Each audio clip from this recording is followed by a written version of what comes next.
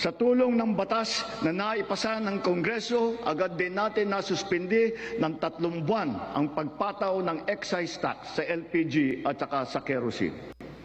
Bukod dito, agad din natin nilimitahan ang pagtaas ng presyo na inaangkat nating bigas. Inaresto at kinasuhan din natin ang mga nahuling nagsasamantala sa kabila ng pagdurusa ng taong bayan habang may state of energy emergency. Lahat ng posibleng gawin para mababa ang presyo at mapabagal ang pagtaas nito, ginawa natin. Marami ang naapektuhan o kaya nawalan ng trabaho sa panahong ito. Kaya tuloy-tuloy ang pagsasagawa natin ng mga job fair sa buong bansa.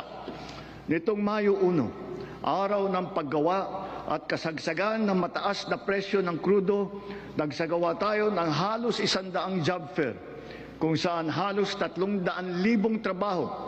Sa tulong ng batas na naipasa ng Kongreso, agad din natin nasuspindi ng 3 buwan ang pagpataw ng excise tax sa LPG at saka sa kerosene.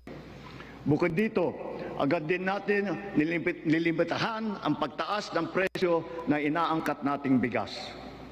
Inaresto at kinasuhan din natin ang mga nahuling nagsasamantala sa kabila ng pagdurusa ng taong bayan habang may state of energy emergency.